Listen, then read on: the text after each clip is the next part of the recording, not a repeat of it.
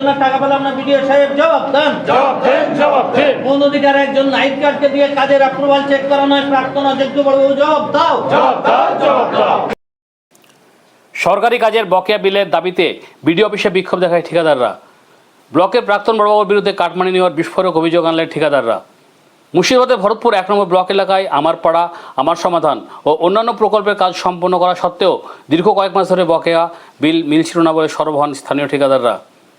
2025-26 অর্থবর্ষে online টেন্ডারের মাধ্যমে কাজ শেষ করে কমপ্লিটেশন সার্টিফিকেট জমা দেওয়া সত্ত্বেও টাকা না মেলায় অবশেষে বুধবার বেলা 11:30 থেকে শুরু করে প্রায় টানা 5 ঘন্টা প্লাকার্ড হাতে বিডিও অফিসের সামনে অবস্থান বিক্ষোভে বসেন ব্লকের সমস্ত ঠিকাদাররা। বিক্ষোভ চলাকালীন ব্লকের বিগত দিনে দায়িত্বে থাকা বড়বাবু সৌম্য রায়ের বিরুদ্ধে বিল পাইয়ে দেওয়ার নামে কাটমানি চাওয়ার ও বিস্ফোরক অভিযোগ তোলেন তারা। দীর্ঘক্ষণ বিডিও দেওয়া শেরপাকে ঘরবন্দি করে বিডিওর ঘরের সামনে দুপুরে আহার সারেন বিক্ষোভকারীরা। ব্লকের বড়বাবুর সঙ্গে আলোচনা করতে চাইলে বড়বাবু ঠিকাদারদের সামনে আসতে রাজি হননি।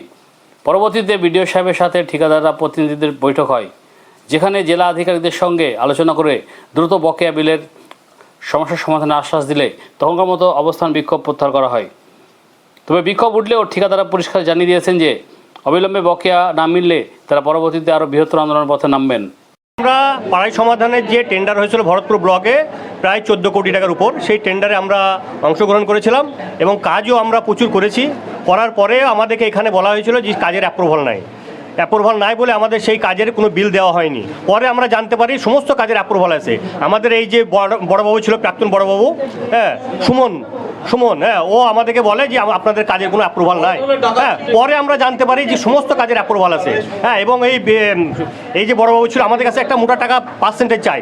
আমরা হয়তো কিছু দিয়েছিলাম, হয়তো ওর মন মতো দিতে পারিনি, সেই কারণে আমাদের একটাও বিল আমাদেরকে এই মতো দেওয়া হয়নি। এবং আমাদের প্রায় ভরতপুরে আমাদের যা ঠিকাদার আছে প্রায় 3 কোটি টাকার কাছাকাছি আমাদের বকেয়া বিল বাকি আছে এবং কাজ করা তো পড়ে আছে এবং যেটা কাজ কমপ্লিট হয়েছে সেটা অলরেডি 3 কোটি টাকার উপর।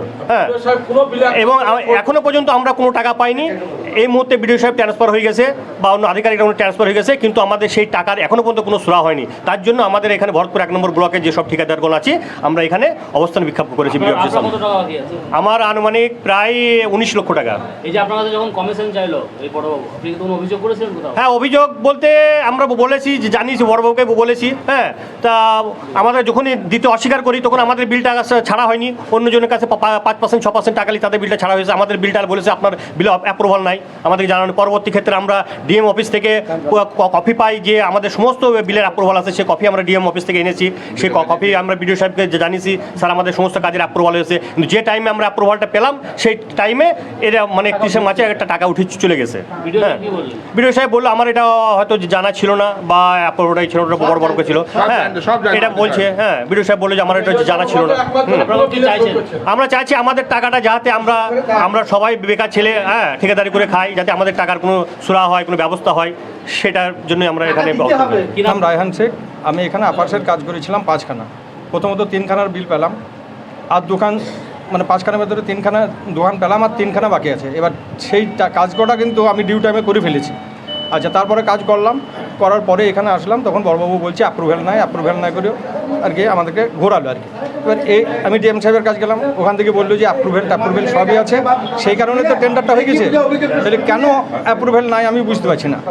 আচ্ছা, এবার সেই বিষয়ে আমি আগানোর পরে আমি কাজ করেছি। ধরেন এই দেখেন আমার ওয়ার্ক অর্ডার যে দিয়েছে, ডিউ টাইমে কাজটাও করেছি, আমি দরখাস্তও দিয়ে রেখেছি। তা শুধুমাত্র মার্চ মাসের 31 কোন সমস্যার জন্য পাচ্ছেন না বলে মনে করছেন? এই তো বড়বাবুর বড়বাবু যে আগেকার বড়বাবু ছিল তার গাফলতি দিতে পাইনি। মানে 31 তারিখে অবধি ট্রেজারিতে 9 কোটি টাকা রেডি, আর আমাদের এইখানে 2 কোটি টাকা হয়তো পেমেন্ট ছিল। তাহলে এদেরকে বারবার বলা হলো যে অ্যাপ্রুভেল নাই করে ঘোরানো হলো। আর আমরাও জানি যে 31 তারিখে আগে কাজ শেষ করতে হবে। আমি ধরেন এপ্রিল মাসের 9 তারিখে দেখেন আমার ওয়ার্ক অর্ডার আছে। এখন আমরা সেই টাকাটা পেমেন্ট করে বিডিও সাহেব এখান থেকে রিলিজ হলে পরে আমরা খুশি। আর বড়বাবু যে ভুলটা করলো সেই ভুলটার জন্য আমরা শাস্তির দাবি করছি।